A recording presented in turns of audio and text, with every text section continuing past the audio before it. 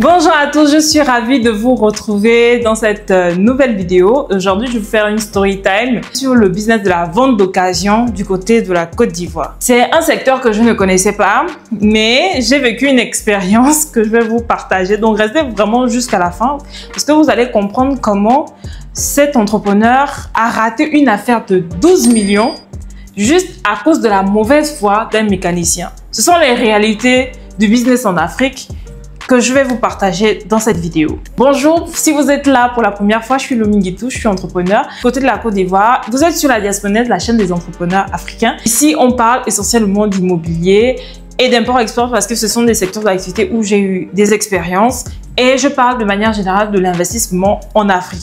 Donc, si vous êtes intéressé par ces thématiques, vous êtes le ou la bienvenue. Cliquez sur la cloche de notification pour être averti des prochaines vidéos. Et avant de partir, s'il vous plaît, likez et partagez la vidéo pour faire grandir la communauté. Donc, comme je vous ai dit, moi, je suis du côté d'Abidjan. Je suis dans le business de la conciergerie Airbnb. Donc, on fait de la location courte durée. Ce sont des gens qui ont des appartements et qui me les confient en gestion. Donc, je m'occupe de tout, le ménage, la gestion des réservations, la gestion de l'appartement de manière générale. Je m'occupe de tout et le propriétaire reçoit simplement ses loyers. En gros, c'est ce que je fais. Donc, comme je connais pas mal de personnes à travers ma chaîne YouTube et à travers aussi mon réseau que je me suis constitué sur place en faisant beaucoup d'événements, la semaine dernière, j'ai de mes connaissances entrepreneurs qui a un parking auto. Suivez bien et restez jusqu'à la fin, vous allez voir. Non, cette histoire-là m'a fait mal au cœur. J'ai failli pleurer à sa place même, tellement l'affaire était presque conclue. Je vous raconte. Donc, il m'appelle, il me dit, Lomi, j'ai une cliente qui est vraiment liquide. Elle a l'argent sur elle. Elle recherche un véhicule pour femme. Je dis, ah, véhicule pour femme, j'entends quoi par là? Donc, il me montre un peu le type de véhicule que cette femme, elle voulait en fait. Il me dit non, elle peut prendre une Kia, elle peut prendre une Hyundai ou bien une Aval. Voilà, ce genre de véhicule-là parce que les femmes, apparemment à Abidjan, elles aiment bien ça. Moi, je suis encore piétonne, j'ai pas encore de voiture parce que je peux pas me le permettre pour le moment vu que je commence mon activité. Donc, j'ai fait le choix de ne pas prendre un véhicule parce que qui dit véhicule dit aussi charge derrière alors que j'essaye de stabiliser mon business pour le moment. Donc, je lui dis, OK, il n'y a pas de souci, je vais passer l'annonce dans mon réseau. Suivez bien. Donc, je passe l'annonce et puis, dans mes recherches, je tombe sur un contact qui me dit qu'il a une voiture qui peut correspondre à ce que la cliente veut. Alors, je demande à mon ami entrepreneur qui a son parc auto que ta cliente, elle veut acheter à combien? Il me dit qu'elle a 5 millions. Je dis OK. Donc, je retourne vers le vendeur et je lui dis, bon, toi, ta voiture, c'est quoi comme voiture? Il me dit, c'est une Hyundai et Elantra. Apparemment, c'est très apprécié ici, cette voiture-là.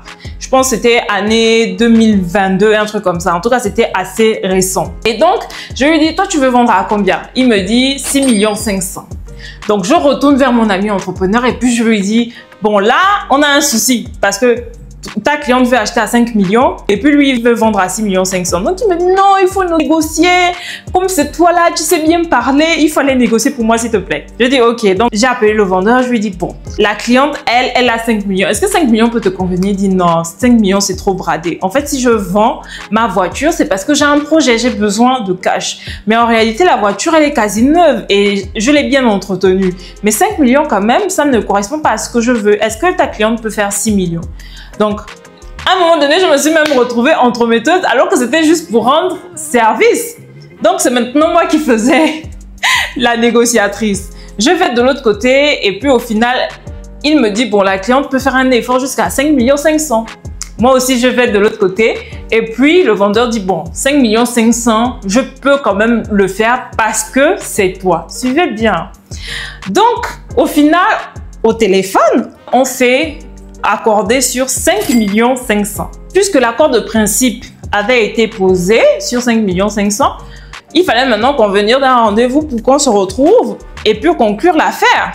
Donc, mon ami entrepreneur, lui, il a son parc auto vers Marcory, pour ceux qui connaissent Abidjan, et il me dit, bon, est-ce que le vendeur, il peut se déplacer? Je dis, ah, le vendeur, lui, il habite à Yopougon. Donc, quitter Yopougon pour venir à Marcory, là-bas, c'est pas évident. Il me dit, non, mais la cliente, elle travaille à Koumassi. Donc, si elle doit quitter Koumassi pour aller à Yopougon, tu vois la distance, c'est 16 heures de travail. Au moins, si le vendeur peut se déplacer. Donc, je vois le vendeur. Le vendeur dit qu'il peut se déplacer, mais à condition qu'elle paye 10 000 le carburant, au cas où la vente ne se concluse pas. Hé, 10 000 le carburant.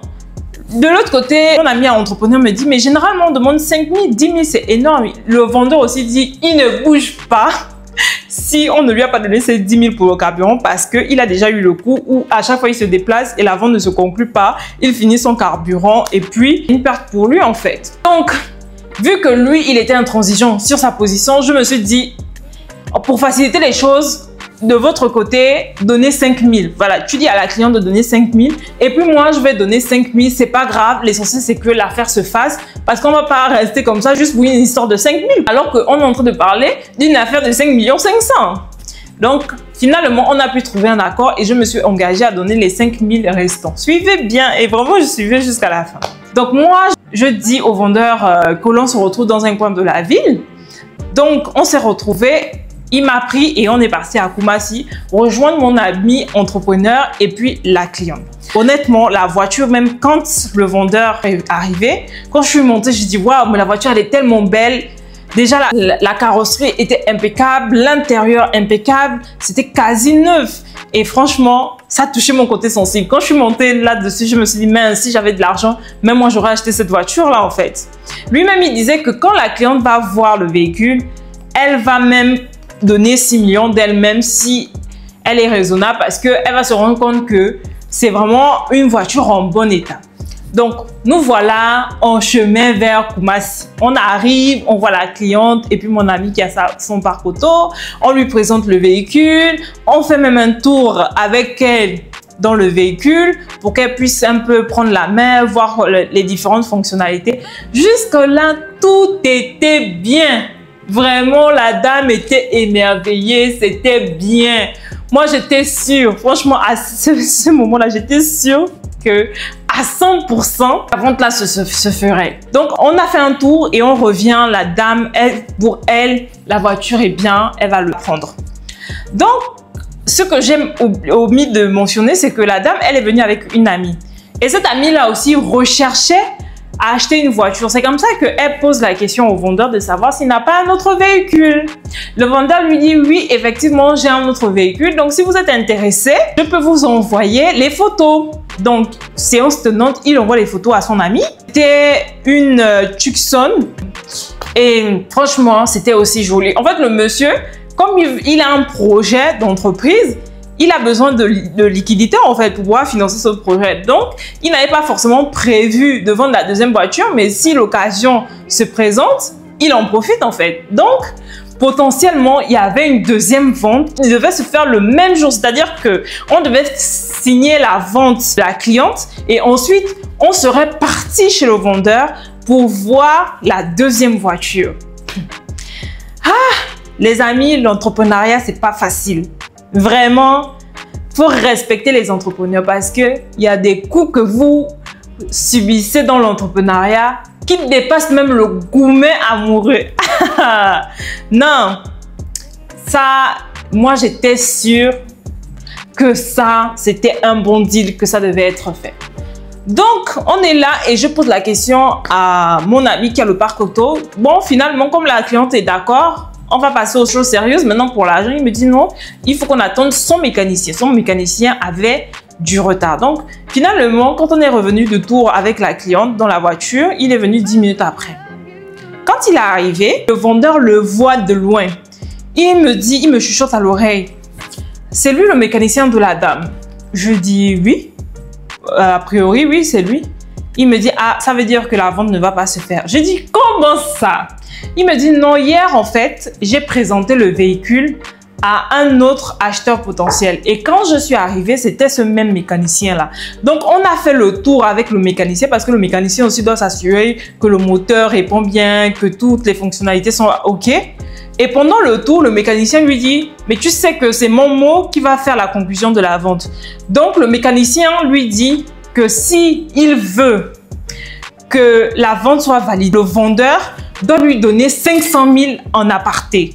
Le vendeur dit, mais moi, je vends parce que j'ai besoin de liquidité pour un projet. Et ma voiture, la révision a été faite récemment. Elle a été très bien entretenue. Elle est quasi neuve. Je ne vais pas brader autant que ça.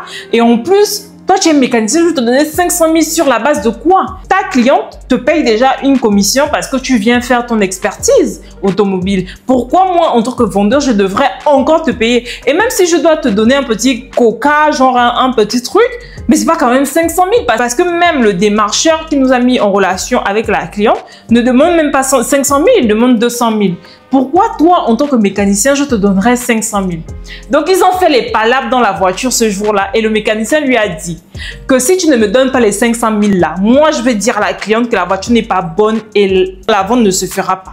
Le vendeur, il est confiant de la qualité de son véhicule. Il a dit, dans ce cas, il n'y a pas de souci. Si ce n'est pas ton client là, je trouverai un autre client. Donc, ils se sont séparés en queue de poisson. Il a fini par dire au client que le véhicule n'est pas bon et qu'il faut le laisser, on va les trouver ailleurs. Ils se sont séparés comme ça. Donc maintenant, le jour où nous, on va voir la cliente, c'est encore le même mécanicien. Je dis, mais mince, mais quelle coïncidence, mais qu'est-ce que c'est? Je suis dans quoi comme ça?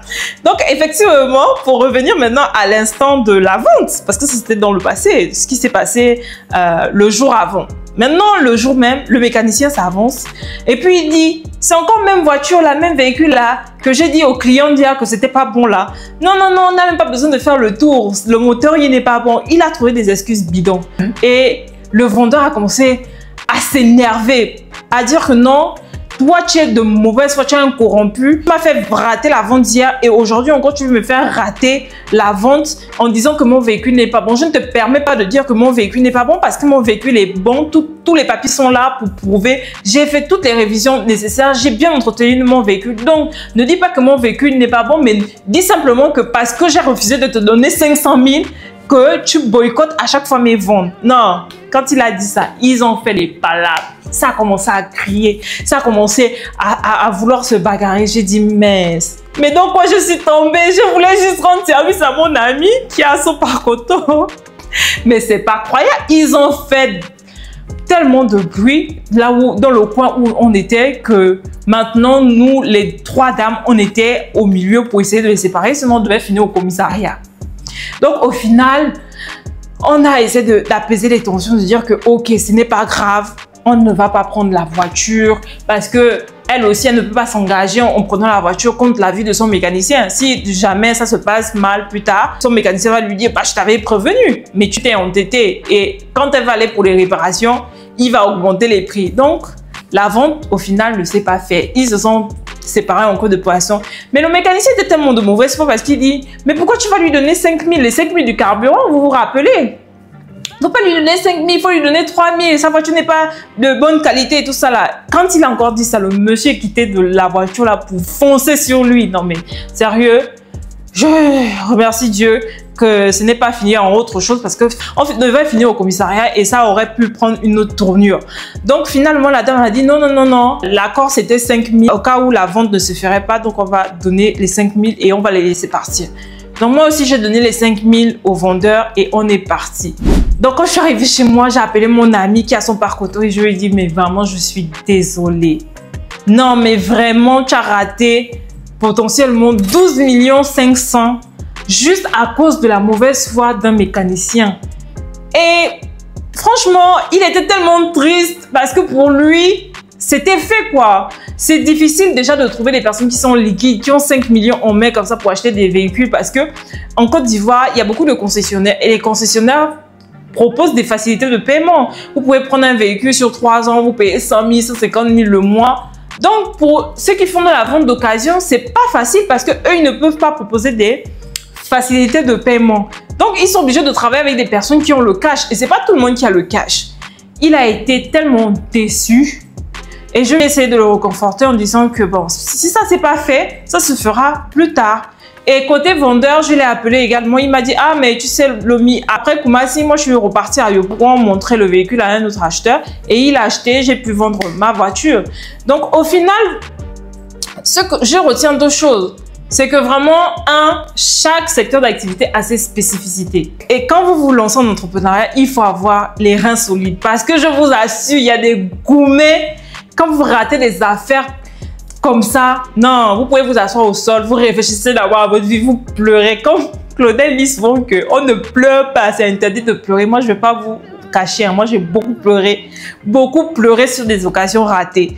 Donc, vraiment, quand vous vous lancez là, en entrepreneuriat, ayez les côtes solides, ayez un mental d'acier pour supporter ce genre d'échec-là.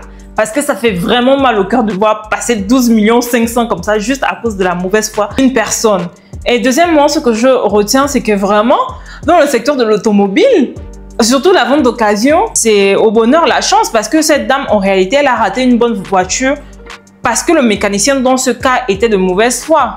Mais en réalité, une vente peut se faire, la voiture n'est pas de bonne qualité, mais comme le vendeur va monnayer le mécanicien peut venir dire à la cliente que en fait, la voiture elle est de bonne qualité, tu peux la prendre. Donc, la cliente va prendre le véhicule en pensant que le véhicule est de bonne qualité, alors que pas du tout. Ça veut dire que le même problème revient à chaque fois. C'est une question de confiance. Et malheureusement, les gens sont tellement corrompus qu'au final, on ne sait même plus où donner la tête et que rien n'est jamais sûr à 100%. Ce que dit le mécanicien, au final, n'est pas parole d'évangile parce qu'il peut être corruptible et vous induire en erreur. Donc, quand vous achetez vos véhicules d'occasion en Afrique, là, faites très attention parce que vous pouvez faire de mauvaises affaires tout simplement parce que en face de vous, vous avez un mécanicien qui est de très mauvaise foi.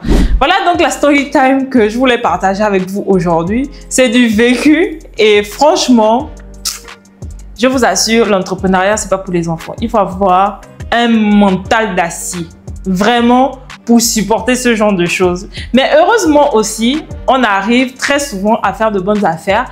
C'est ça l'aventure entrepreneuriat, c'est un méli-mélo de pleurs et de joie. Et vraiment, si vous souhaitez vous lancer, moi je ne peux pas vous dissuader, allez-y, mais allez-y armé. C'est le conseil que je peux vous donner. Merci de m'avoir suivi. J'espère que vous avez aimé cette histoire. Si c'est le cas, n'hésitez pas à me dire en commentaire. N'hésitez pas à me partager vos expériences que vous auriez vécues dans l'achat d'un véhicule ou bien dans la vente d'un véhicule. Comment ça s'est passé pour vous? Est-ce que vous avez des expériences similaires? On continue dans les commentaires. N'oubliez pas de partager la vidéo, d'aimer et je vous dis à très bientôt pour une prochaine vidéo.